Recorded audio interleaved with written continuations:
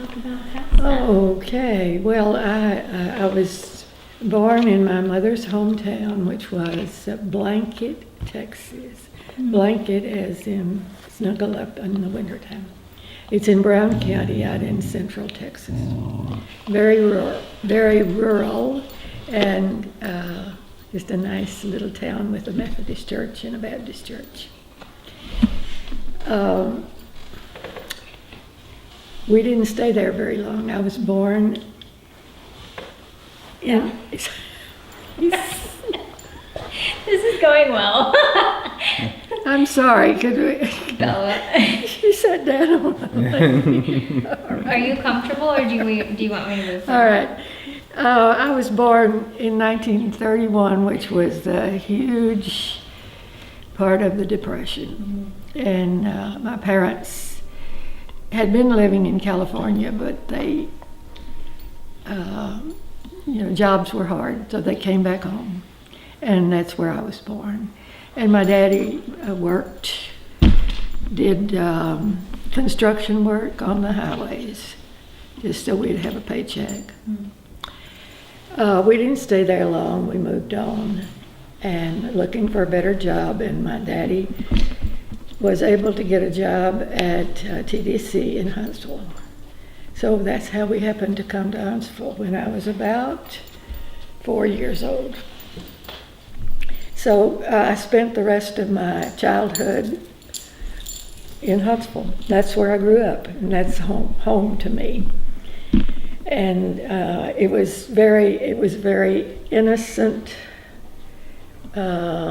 safe, secure childhood. The town, I'm sure there were things going on that I didn't know about, but we were always cared for lovingly and spared from any of the ugly things that happened in Huntsville.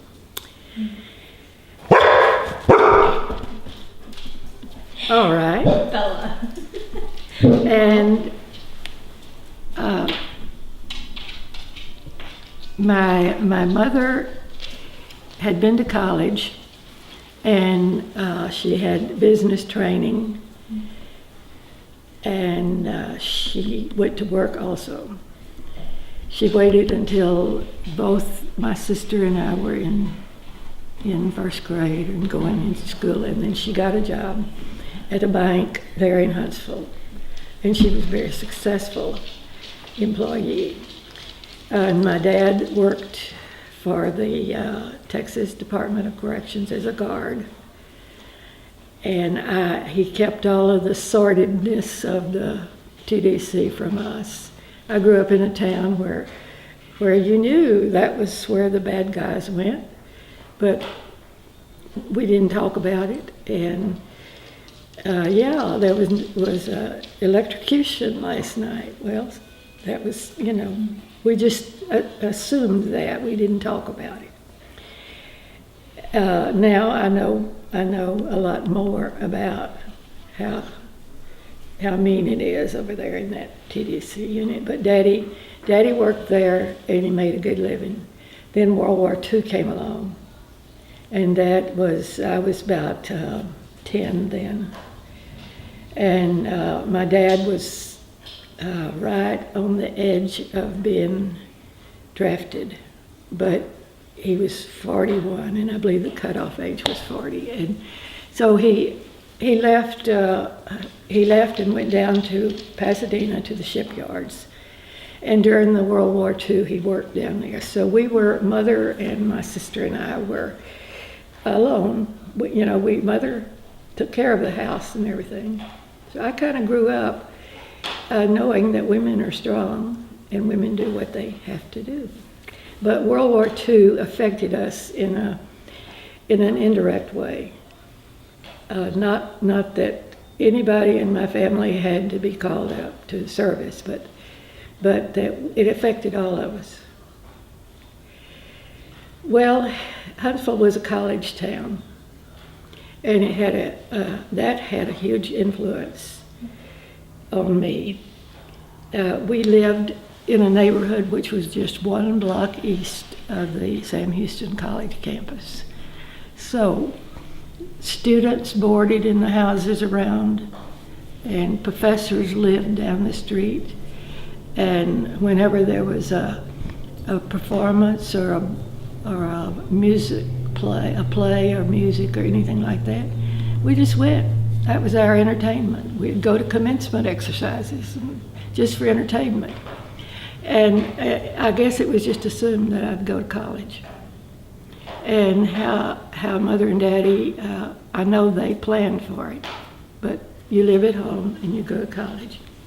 And consequently, I went straight from high school into Sam Houston, and it was just like continuing my education.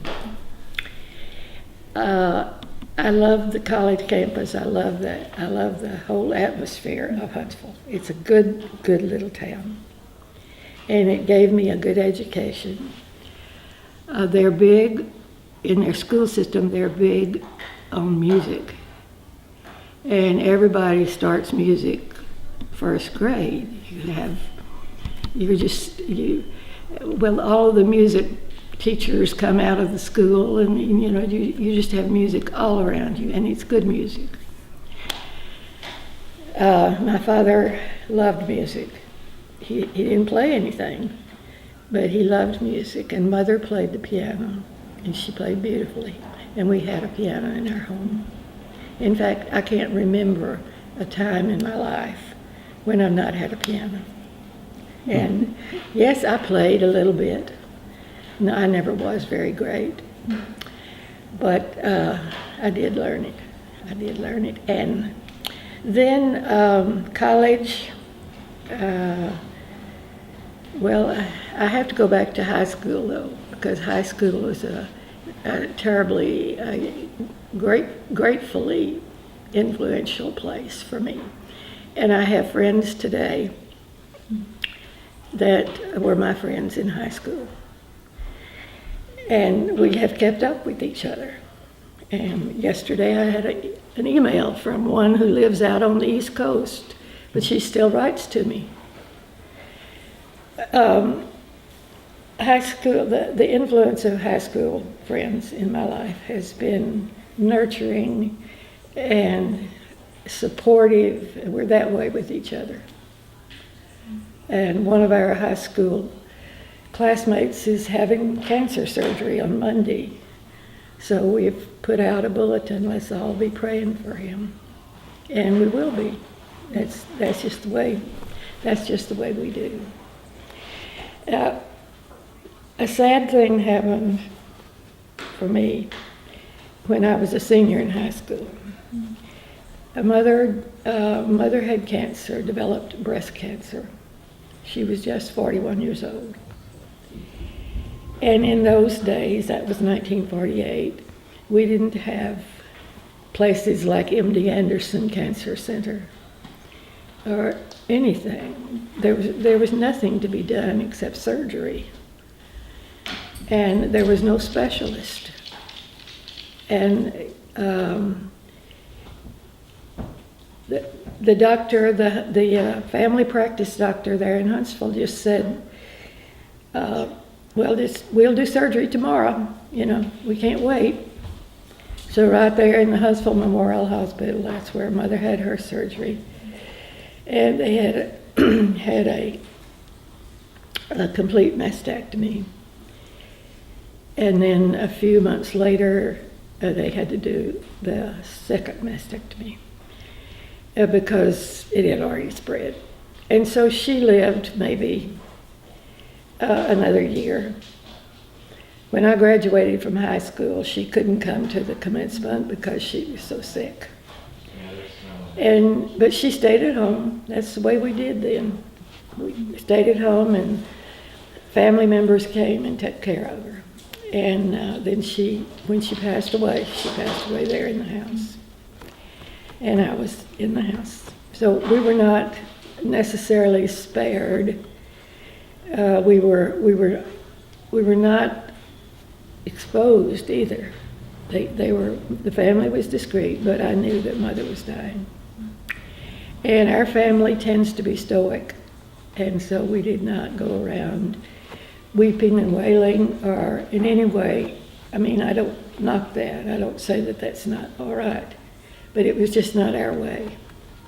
My daddy did not show emotion. And so we girls did not show emotion either.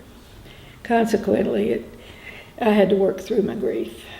And I went on back to school, and I didn't know it, but I was grieving. And it came out, I didn't eat right, I got anemic, and things like that manifest themselves when you're trying to hide your emotions. High school graduation was sentimental. We were all convinced that we would never see each other again. We got in the lobby of the high school building and held hands and sang the school song, and none of us knew anything about what we were going to do in our lives. But anyway, I went on to college because it was just right there in town. And I lived at home and walked to school. And sometimes that was about a 30-minute walk. But I didn't have a car. And not many kids that age had cars then. We walked. And Huntsville was a small enough place that we could do that. College, I went on to college. I got a degree in education. And I passed, and I don't know. College doesn't hold a whole lot of memories to me. I didn't have any serious boyfriends in college, and I met some good people that I still know about, but it was a good experience, and I'm proud to have a degree from Sam Houston State. And as it turned out, I didn't know I was going to need those degrees later on, but I had felt that through the influence of a Christian group there in college, I felt that I wanted to do something with my life. I didn't know what. I was still very foggy about that, but mission field had not even entered my mind at that time. But I did decide to go on for graduate training at Southwestern Baptist Seminary in Fort Worth. And I got a master's degree there. That was a great experience. Southwestern Seminary was very, very demanding education, academically. College, I had just skimmed through, write a paper, do a research. But the seminary was, it was hard. It was much more work than I'd ever been required to do. And I took courses in religious education and Bible and music and hymnology, and then there were courses in missions. And I began to get interested in missionary work. I'd never been exposed. By the way, I had my religious training, I didn't get into that, but my early religious training was in the Methodist Church. And my mother was a faithful member. We were there every Sunday in Sunday school. But they did not have much emphasis on evangelism or on missionary work. So here I was at the seminary, and it's very, very strong missionary work, and we were assigned to read missionary biography. Well, I love to read already, and here I was discovering the lives of missionaries like Adoniram Judson and some of those great people who had gone into China and Central Asia and some in Africa too. I just loved reading those books. So I was leaning already toward wanting to be of service as a missionary, but I just didn't really see myself going by myself. It was along in there in my second year at the seminary that I met Frank Owen. Frank was about 10 years older than I was, so he had already finished his schooling. He had college, and he had a degree from the seminary, and then he had also gone on to Baylor Med and gotten an MD degree. So he was just way on up there with qualifications, and he was ready to go to the mission field. And he didn't have a wife yet, and he was interested in having a wife. Anyway, we met through a group there. They called it the Foreign Mission Band, and it was a group of people who were committed to becoming missionaries. And part of our mission outreach activities was to go to one of the homes there. Actually, it was the Gladney home. What year was this, Grandmother? That was that would have been 1951. Okay. And the Gladney home was a home for girls who were expecting babies but who were not married.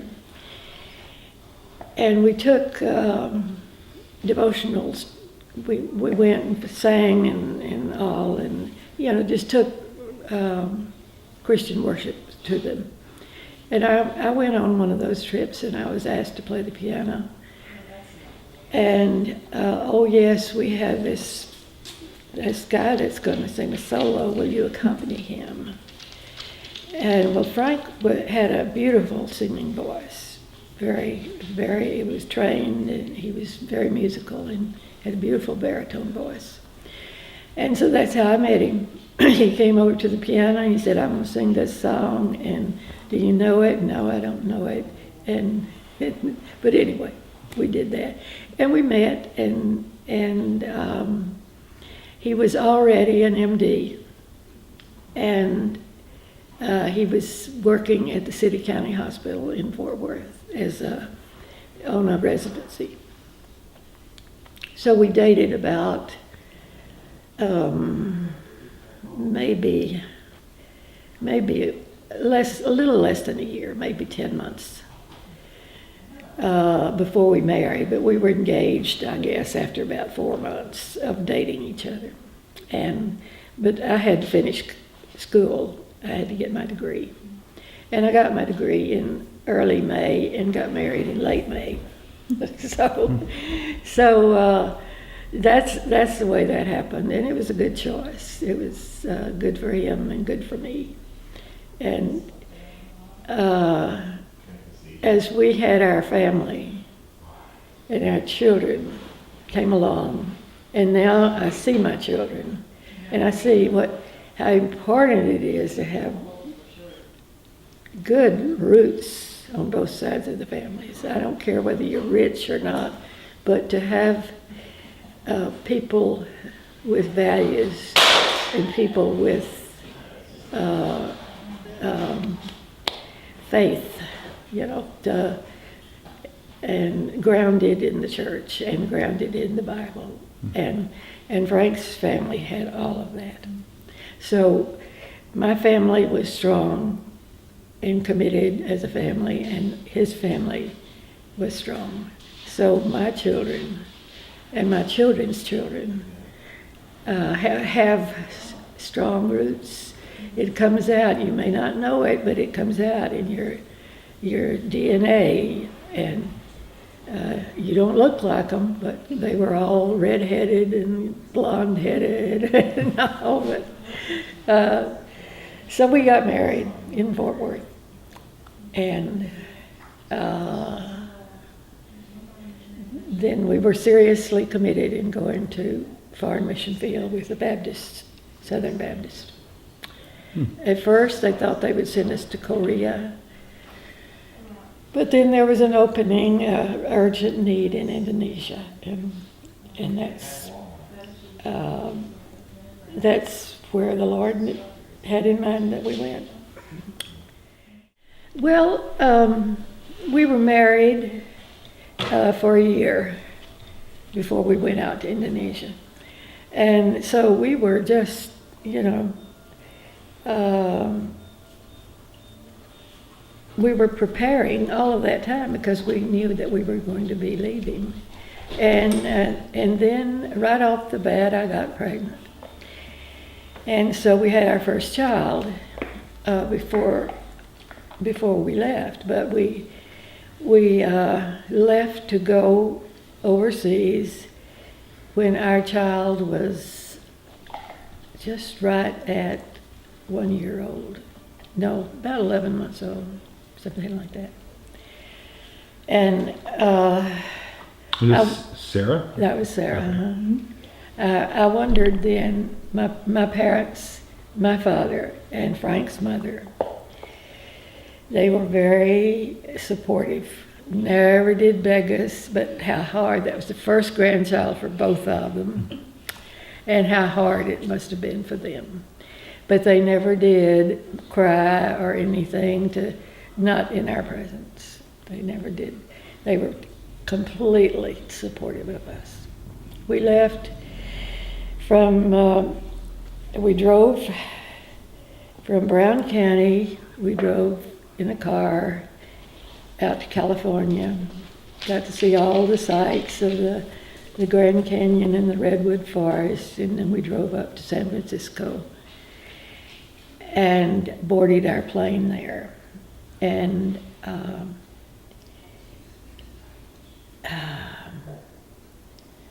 took off across the Pacific, and that was in the day when there were no jet planes. We flew in a propeller plane. Oh, wow. And we went up the northern route. No, that first time we crossed, we went across the long way, Hawaii and then Wake and Guam and Manila and Hong Kong and Singapore. That was the first time. Yes, it was a culture shock. My baby, I was terrified that somebody was going to steal her, or that I would get some water that was had bacteria in it. All of that. And I wouldn't let anybody else take care of her. And all this time, we were required to learn to speak the language. That was the requirement. And we took, a tutor came to the house.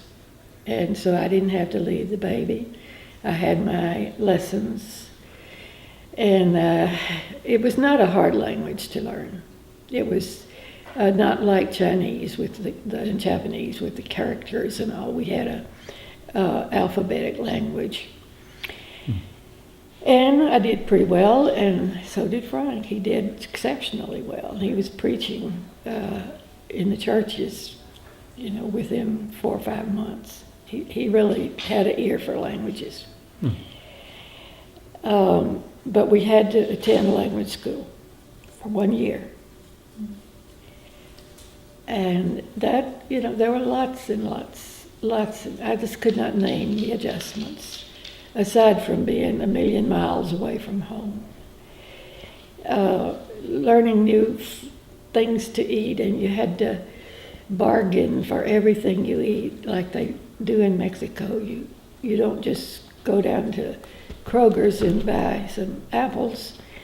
You have to go to the market, which was dirty, and they were all speaking different things I couldn't understand. But we were expected to do that.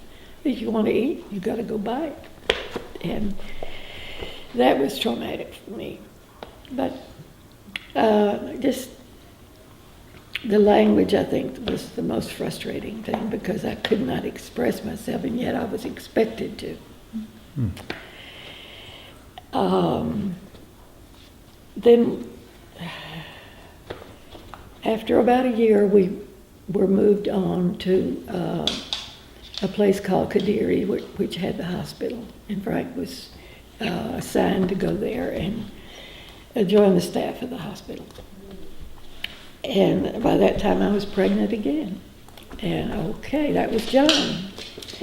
and uneventful pregnancy. I was on, right there I had 2 doctors and 2 nurses, missionary doctors and nurses. So, you know, what is there to worry about? I wasn't worried.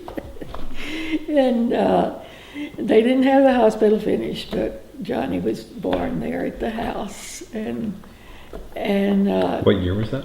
that was 56, 1956. And he was, you know,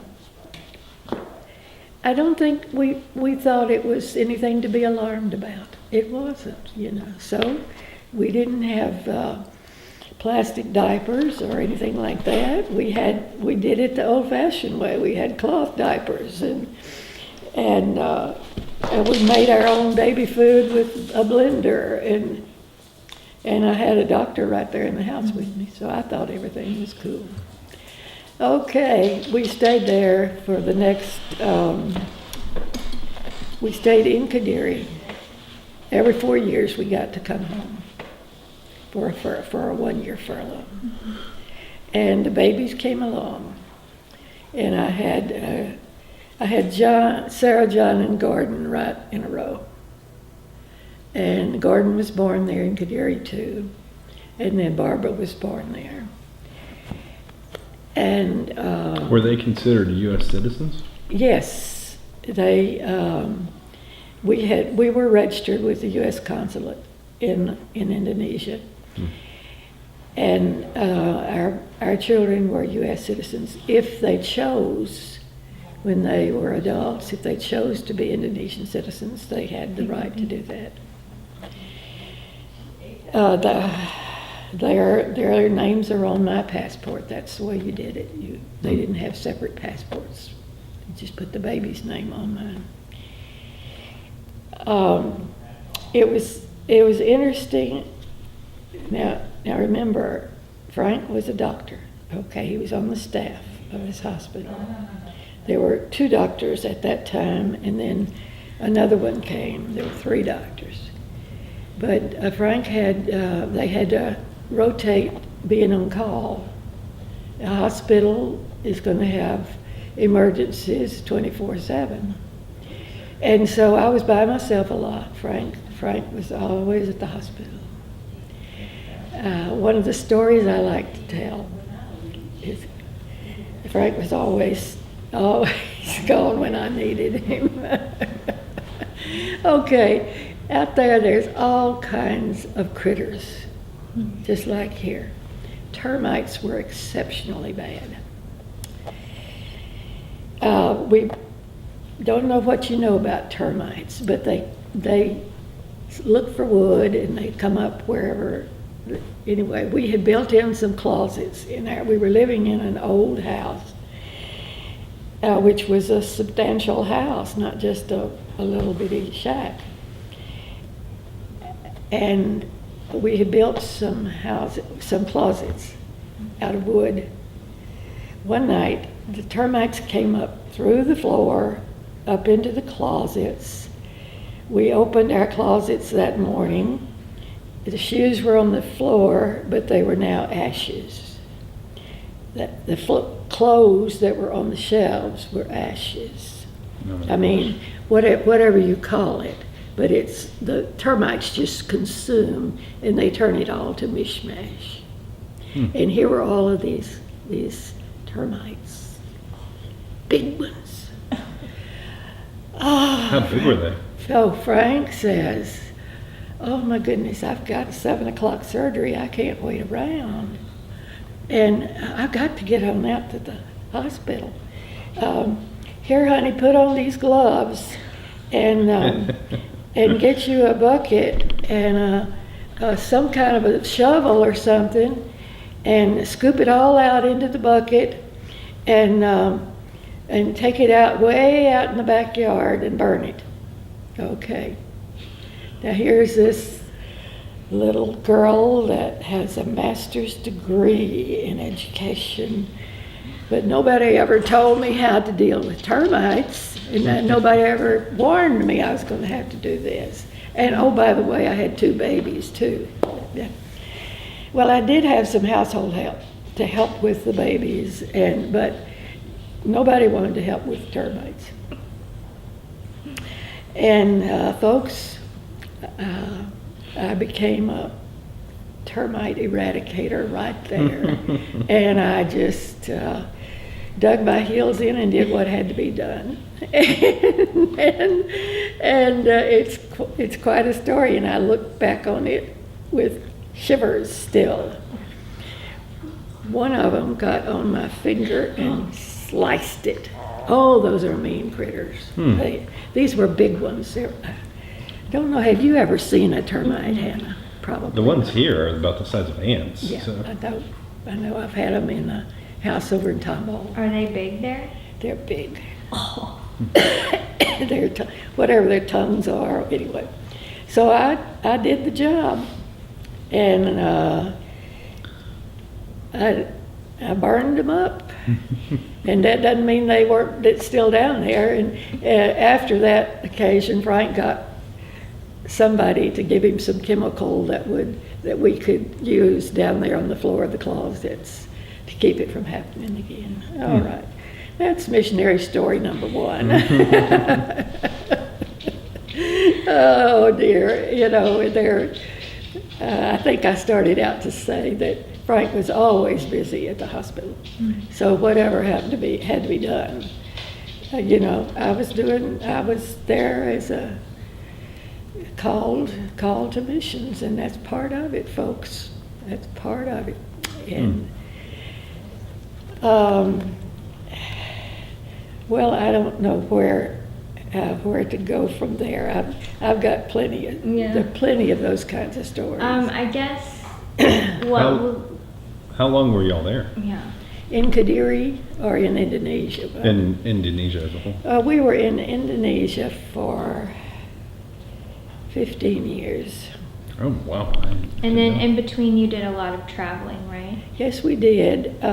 While we were there, Indonesia is a country made up of many hundreds of islands. And the two major islands are Java and Sumatra. And we lived in Java for 8 years. And then we moved up to Sumatra, which was a primarily Muslim area. And we felt that we might have an inroad to evangelism. They rejected Christians. They did not want Christian missionaries in there. But they did allow medical work. So Frank and another family called the Fryer family. He was an evangelist. And the two families of us went up there and together. And we started a medical mission, but also a church, an outreach church too, at the same time. And we were there 7 years. And we had a lot of opposition, and the people loved having the American doctor there, and the clinic was always busy. But the Muslims did not like having the Christians there. And we had a lot of just subtle type of opposition. But we made friends. Frank spoke the language so fluently that he made friends, and the other family, Ross Fryer, was very charismatic type of a man. He made friends too. And we never got kicked out. They didn't like having us there, but when we brought American, a nurse and doctor, they liked that. And we got the nucleus of a church going there, and as far as I know, it's still there. Oh, wow. But living up there, that was volcano land. And right over our city was this huge volcano with plumes coming out of it all the time. And of course, you remember that terrible tidal wave they had over there in the Indian Ocean. that affected the northern part of Sumatra. We were in central Sumatra, so it did not affect there. We were not there at that time. But there's always, it's the ring of fire there. And we had earthquakes on a regular basis. I could tell you right now what it feels like. I mean, you just say, "Oh yeah, there's another one." It's just we were sitting on the volcanoes. That's what we were doing. Okay. Okay, I have some friends here that are supportive of me totally. Okay. Well, is there anything else significant from that time in Indonesia that you want to add? It was very lonely. We were very isolated. When we'd been down on Java, there were lots of other Americans.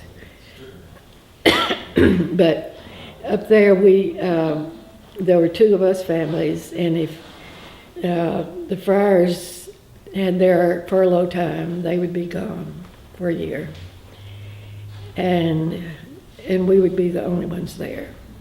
And it was a very lonely time, and for me, because I was at home. I was not trying to do any work outside the home. And I may as well inject here that we taught our own children. And by that time I had 5 children. Mark was not yet in school. But that's where my education degrees came in handy. I'd never taught before.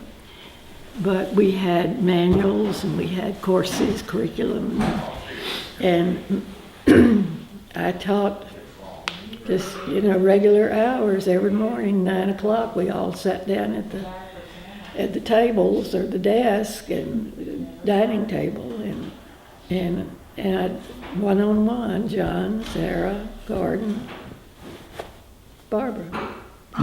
And I had quite an exposure to all grades and all needs. And hey, they turned out pretty good, didn't they? They made it. Well, I don't know. When we came back to the U.S. in 1969. Sarah and John were both in middle school, and I took them there to the middle school, and I had the little report cards that I had made out myself, just rinky-dink looking little things. And most of them were A's, because John and Sarah were A students. I mean, I was doing all I could, and they were very good. And the principal looks at me and he said, "Well, we'll see. I'll go ahead and place them in the 7th and 8th grade. But we'll just have to give them a try and see if they really can do the work." And after the first 6 weeks, they both, were leading their class, straight A's. It wasn't long before they were inducted into the Honor Society. And the principal never said another word to me. He recognized that these kids had an intensive education. And it was an experience for me.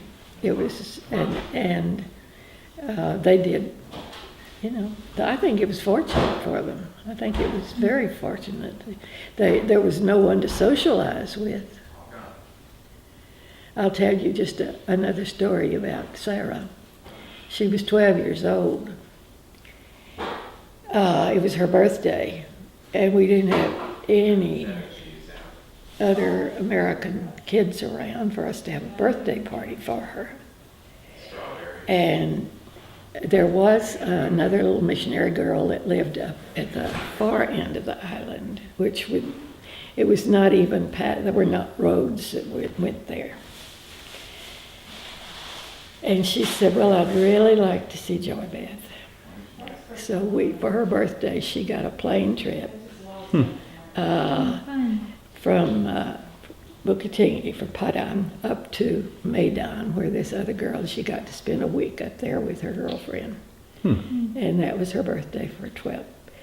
And I wonder how many parents would put their 12-year-old daughter on a plane out there in the backside of nowhere and send them off over the volcanic mountains up to the next city, which didn't even have a road going there. I look back and I think, my word, I wouldn't do it here in the U.S., but we did, and it all turned out well. And there's stories there, but that's what kind of adaptations we made for our kids. We had been in Bukit Tinggi up there in Sumatra less than a year. I was pregnant. It was my 5th child. And plans were that I would take the plane and go back down to Java where the hospital was, and I would have my baby down there. Everything was all planned. But then that was the time, it was 1963, and there was a communist were moving through Southeast Asia. And they never did come into Sumatra, but we were next on the list. And Indonesia began putting up a lot of rules. I guess the only way I can explain it. Anyway, flights were changed. The inter-island flights were not regular, and it had come down to the time that I needed to get on down to the next island, and planes were canceled. So we had to accept that I was going to have to stay there. Well, my husband was a doctor. I was at peace about it. What could happen, I was so naive. I had babies just real easy. They just popped out, And I had my baby there with my husband delivering it. I had no nurses, no help of any kind. It was just me and Frank in the bedroom of our home. And it was a healthy baby. Delivery was easy, as deliveries go. It was uneventful, let's just say that. And the other 4 children were asleep in the next room. It was born during the night. And it was a sweet experience, and yet when I look back upon it, I think, my goodness, were we out of our mind? But what else was there to do? You were there, and planes are all canceled. You're not going to get off the island, and you stay put and have your baby. And I just somehow thought that with Frank there, he was my hero, and he was a doctor, and that's what could happen. Well, nothing happened. Healthy baby, big baby. And we just went on. And just put it into a time context here. Within the next week, the children had gone. I was still recovering from having the baby. Children came running in from play and said, the neighbors said to tell y'all that President Kennedy got shot. Oh my gosh. And that's how we found out about the terrible thing that had happened back in the U.S. We didn't have television. We did have access to shortwave radio, but we didn't keep it on all the time. And they had listened to our neighbors had listened to it on some broadcast and gotten it. So that's where we were. And of course we longed for more information, but we couldn't. There were no other Americans to talk to about it, no other sources. So we just had to wait for letters and stuff. And but that's the time in history that we were. that we were out there. And then came along 1969. We were set to come home for furlough, come back to the U.S., and we decided we'd traveled there in Indonesia. We'd been to Bali, we'd been on Java, and Frank had been to Borneo, and Singapore was just like home base for us. And we decided we wanted to try to go through Europe. And so we planned our route, and you understand, folks, we didn't have to pay for our passage, our tickets, or anything. Our Foreign Mission Board supplied us with all of our travel expenses. And we were about halfway from home. We could have gone home across the Pacific or across the Atlantic. We chose to go through Europe, so we got a nice vacation. Unfortunately, the children don't remember a lot about it. But we toured Rome, and the Vatican, and the Colosseum, and the catacombs, and the Statue of David, and all of those artifacts that are so well known. And we traveled up through by train through Italy and into Austria and Germany and Switzerland. And so, Frank and I absorbed it all. The children just kind of, I think they didn't know what they were seeing. They have some memories of it. Went into Heidelberg Castle, and while there, that was the day that the astronauts first landed on the moon. Oh, wow. Wow. And we were determined to see it, and we were in a hotel, and down in the lobby they had a little bitty television up on the wall, and of course it was all in German, but we got to see the footage that was being broadcast, and Frank had a little shortwave radio that he'd put up, and he got the Voice of America, and he'd tell us in English what was happening, and we'd look up there on the screen and see it. And that was a memory.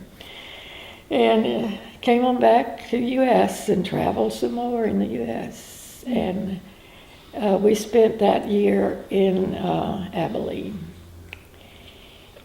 And Frank worked as a resident at the name of the Hendrick Hospital in Abilene. And I went, I mainly took care of the children. And after a year's furlough, we headed back to Indonesia. And we flew out of Houston. And that was Frank and me and the 5 children. And it was a nonstop flight from Houston to Honolulu. Okay.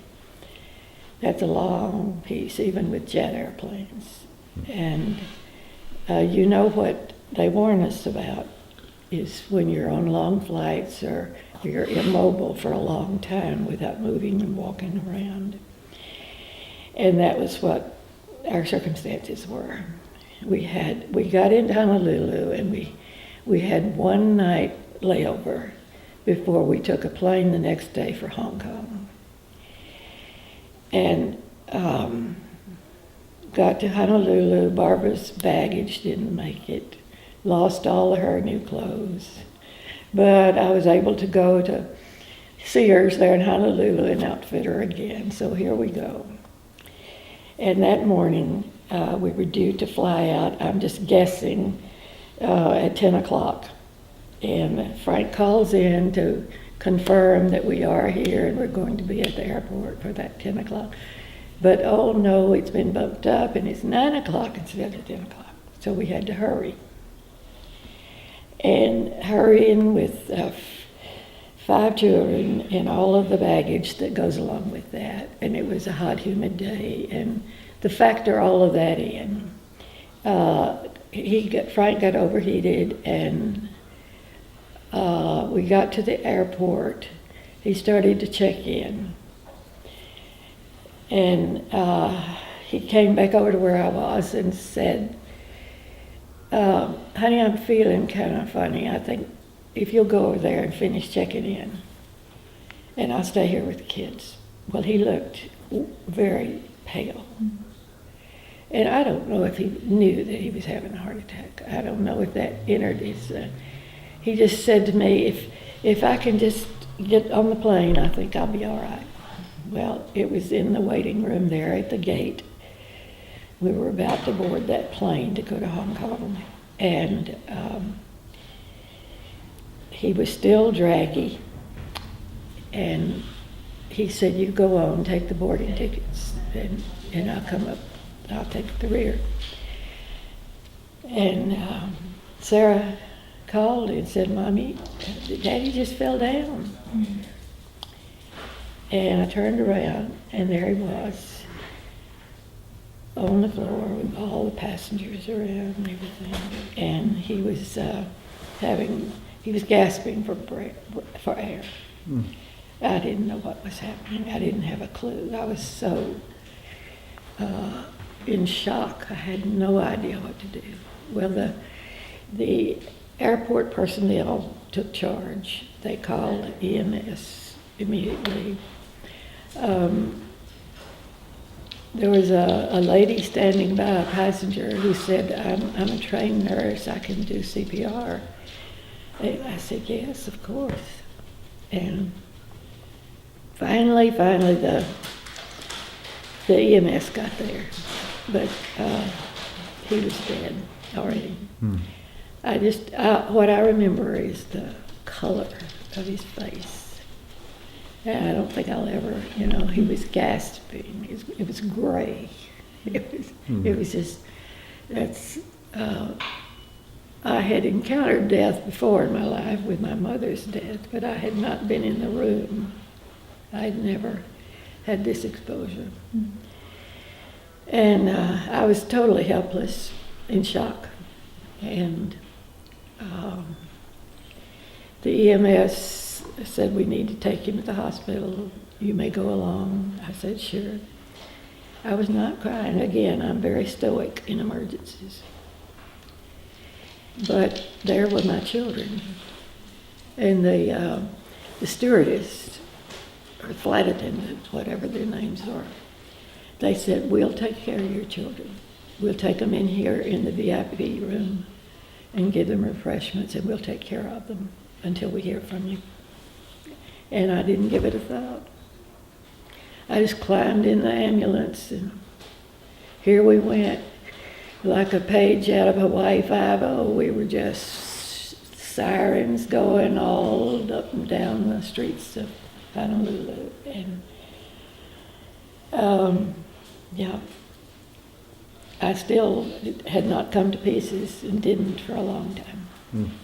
And emergency room, they said, your husband is DOA. Mm.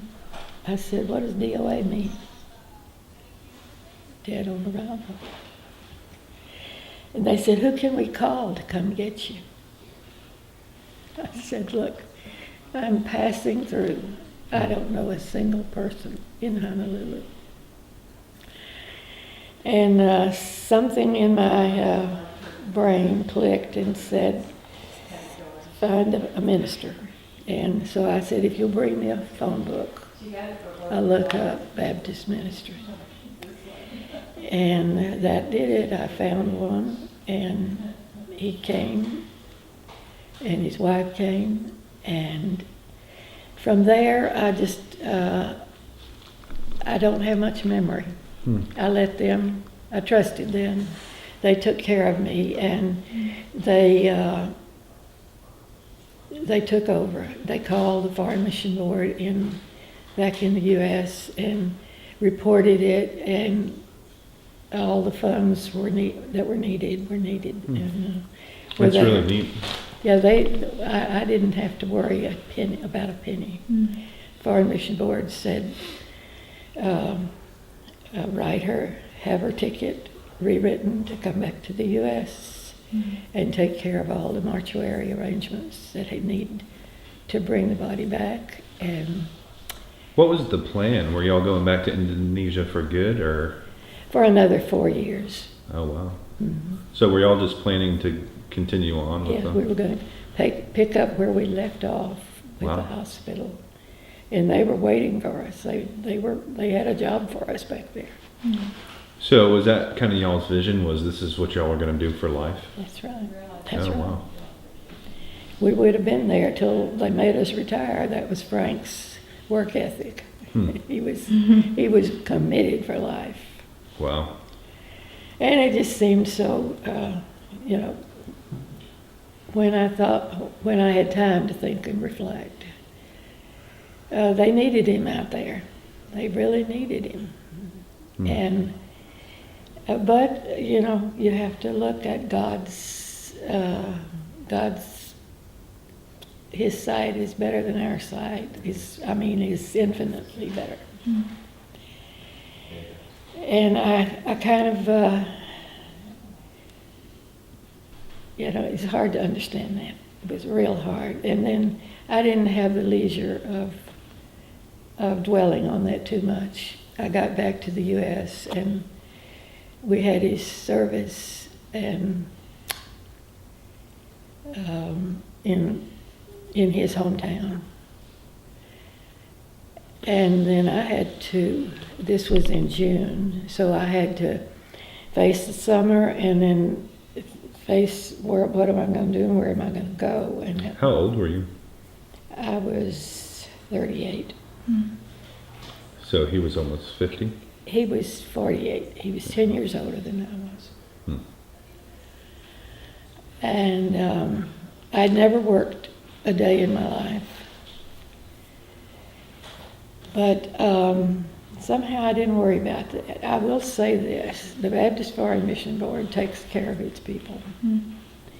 And they kept me on full salary until I had a job of my own, which was, I chose to wait a year before I started working. And they kept me on full salary. Wow. And that had a lot of medical benefits and all of that. I really was taken care of. And, but it was, as the days of the summer of 1969 plodded on, and, I had to see that the children were entertained, that they had needs too. Mark did not really grasp that his daddy was dead. How old was he? He was 5. Okay. He was going into kindergarten that year. No, wait, he had finished kindergarten. He was going into first grade that year. And that first year, we went back to Abilene because we knew people there, and the children were already familiar with the school system. And I had a church home there, which I knew would be supportive to me. And also I knew people, and you, in job hunting, you know that it helps to know people. And I knew I was qualified to teach, and I wanted to teach special ed. So I went back to Hardin-Simmons and got me some more courses, and qualified, got certified as special needs teacher. And the job was waiting for me when I walked in the personnel director's office. That started us out, and we all went back to school.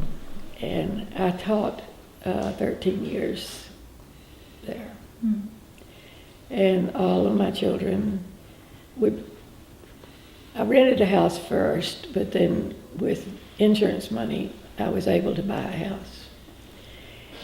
And that we bought the house, and that was our home.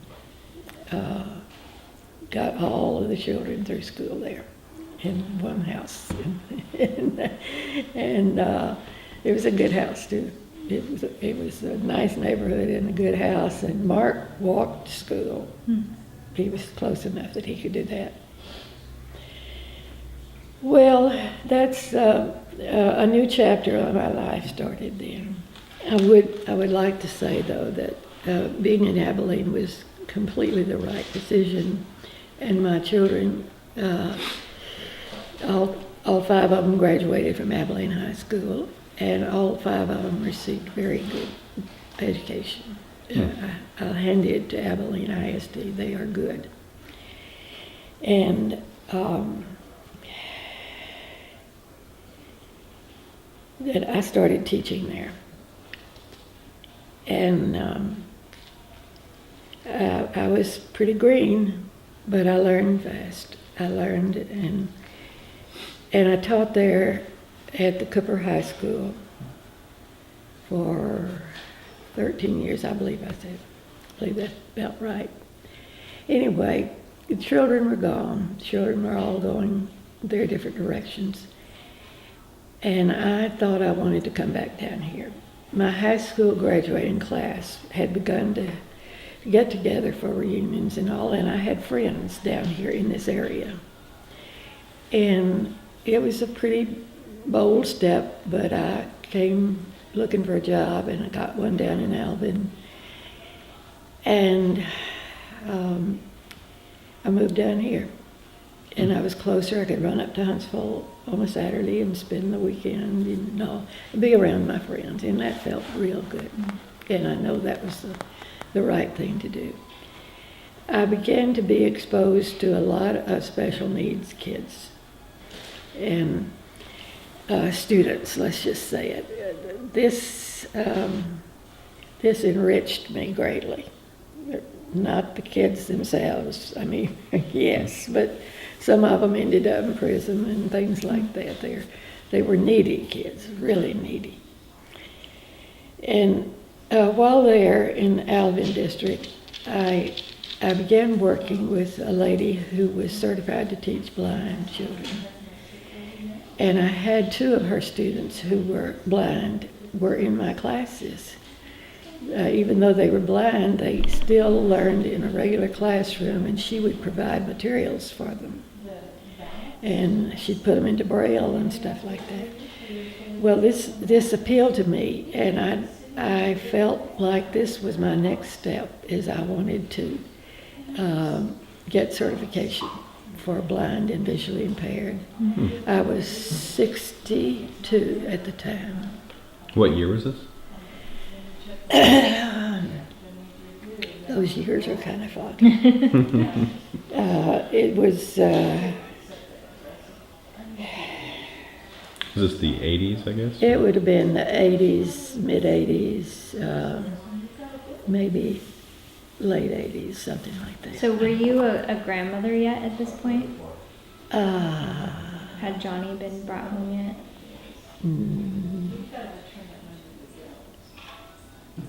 Not yet. No, Johnny, I was still at Alvin when Johnny was adopted. So this was he was adopted in 88. So this would have been, it was early 90s, let's just say that, long about 90, when I resigned, and I resigned my teaching at Alvin, and I went back to school. And Texas Tech sends extension classes down to Houston, and I was able to get 18 hours graduate study by extension.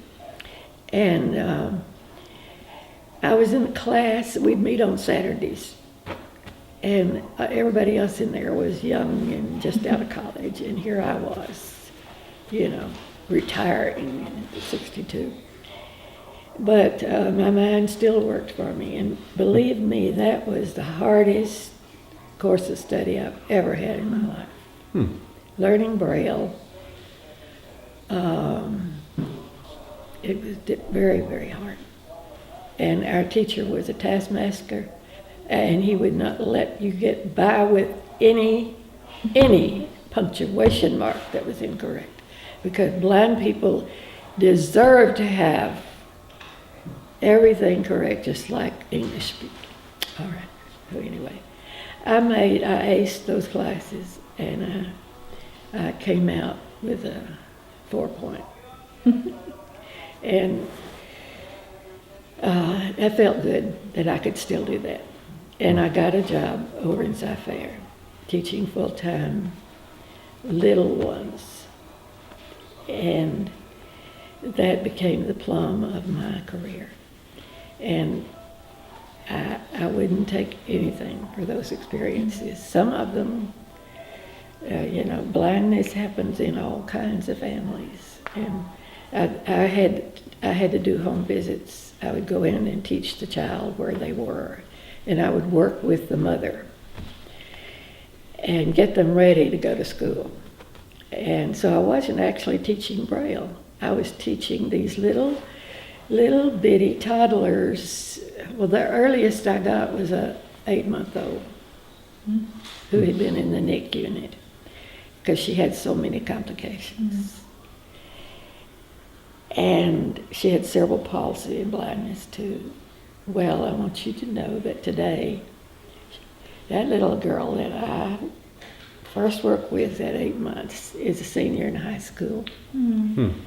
Over in one of the schools in Cy-Fair, and I'm in touch with her mother, and she's a go-getter. She's, she's still blind and she still has cerebral palsy, but she rides horses and she, she's just of course, she had an extremely strong family that nurtured her all the way. They didn't all turn out that way, but I'm glad I didn't give up at 62. I'm glad I kept and got me another career, and look at all the memories I have. How many years did you do that for? Probably, let's see, I retired in 2002. So that would have been about 12 years. Wow. I was working part-time then. See, that was just a half schedule. And then after I retired the second time, I kept working on a contract basis. Just when they needed me or they had a fill-in thing. They needed me to take on one student or something. And I did that for a while. Wow. So how was that? Because I know within that time span you became a grandmother. So how was that for you, working with the little ones and grandmotherhood and all of that? Well, I had toys that I could share between the two. I remember that. There were little toys that were real appealing to the blind children. You depend on toys that make noise or that feel good, and y'all, you and Aaron and Lauren liked those too. In fact, I think I've still got one in there. That's so funny. And I had my toy bag, and I'd carry that with me. And it was a unique thing. But I found that I had gifts that I didn't know I had, and I found out that my brain would still work as long as I kept it going. And it still is. Right in there were the years when I was learning computer, and computer was beginning to come into the schools. And that stimulated me too. And as I retired in 2002, and it's now 2016, and I've slowed down a little bit, but I'm not gone yet. You're still learning. I'm still learning. Now you're a great grandmother. And now I'm a great grandmother, and my grandchildren are now learning about parenting themselves. And, I mean, my grandchildren are having great grandchildren. That's the way to say it. And I'm getting a lot of pleasure out of that. And I'd like to be around to see what they do. See, but retirement has given me the leisure to not set the alarm anymore. Sure. You understand about that, Mhm. and to have the time to. I've traveled some more as the money would allow. Golda and I went to New Hampshire, and we did this thing they called Elder Hostel, where it's courses on site for older people. And we did that just for the fun of it, because neither of us had ever been to New Hampshire. But while there, we went out on a cruise boat and got to see the whales out in the ocean and see them doing their things out there. And then I've been on 2 cruises down in the Gulf of Mexico, with one with the family and one with Francis, my best friend. And I don't know whether I've traveled any more than that. That's enough, isn't it? It's a lot. How has retirement allowed you to be creative and kind of access that part of yourself? I've set out in retirement. I set out to write my memoir, and that's taken different directions. And I've written quite a bit about my life in Huntsville as a child, and a lot of things have come out in that, that stimulated me to write. It took me longer to get to where I could write about Indonesia. I just couldn't go there. It just took a long time, but I have done that now. I've been able to write that. But I hope to maybe do even more on that. I have taken as a hobby, or as a serious hobby, is genealogy research. And my dad started it during his years, and I took what he had begun, and he didn't have computer or electronics to work on. He used an old Underwood typewriter and wrote letters, but he had compiled quite a bit, and I started with that, and now I have expanded it, and my father's side of the family, my mother's side of the family. And then I'm working, I've done the Ramirez family and your grandmother Espy's family. I've worked on that considerably and found some interesting insights into that. And I have worked on Mr. Doug. I did his genealogy for him, and most anybody who comes along who asks me for help, I do, because I just like to do it. Yeah.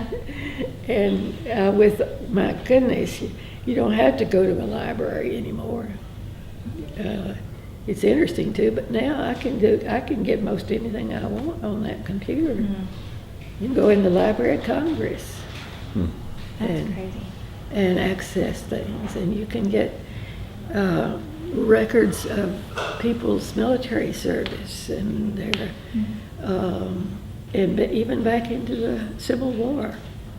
Wow. My great-grandfather was imprisoned. He was in the Confederate Army, but he spent a long time in a prisoner of war camp in Mobile. Anyway, it's fascinating. I love, history has become real when I can put my ancestors into the Civil War eras and why they came to Texas to get away from the Reconstruction period in there. That was so ugly, when so much of it was so ugly. And that's how my Humberson family happened to come to East Texas. Here we are. That's Anyway, interesting. lots yet to learn. I have more miles to go, girls and boys. Well, our last question was, in all of that we've talked about with your life, how has your faith influenced all of that and your perspective and your journey and all of it?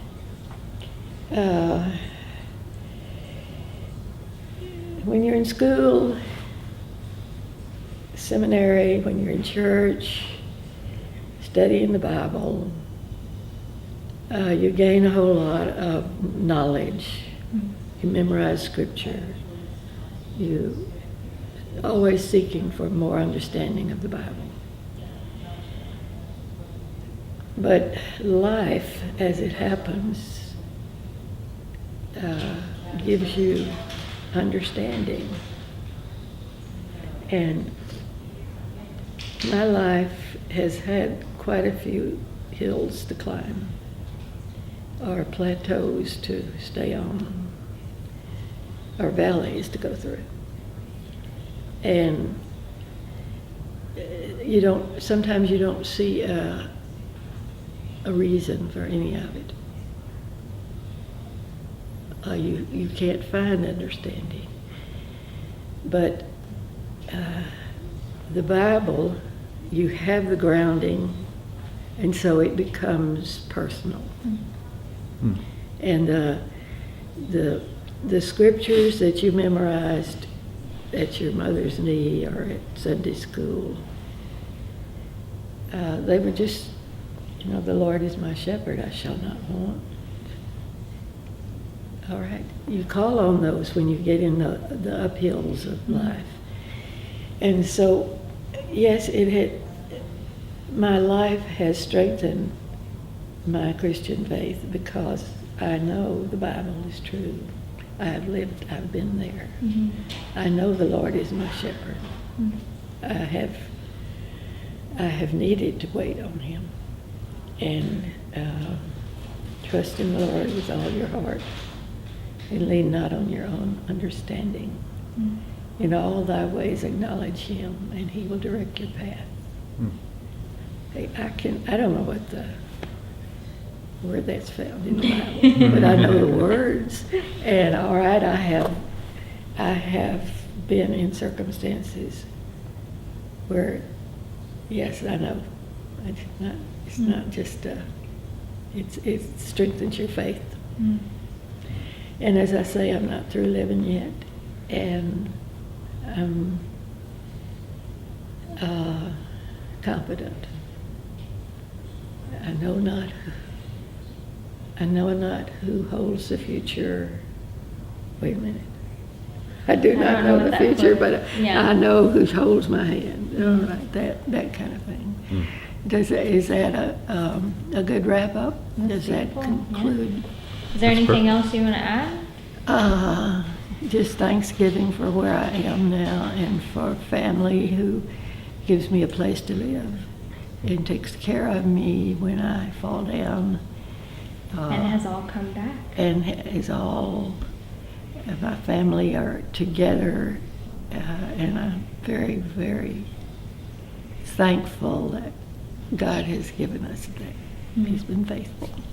All of my children, all of my grandchildren, and all of my great-grandchildren. Yes.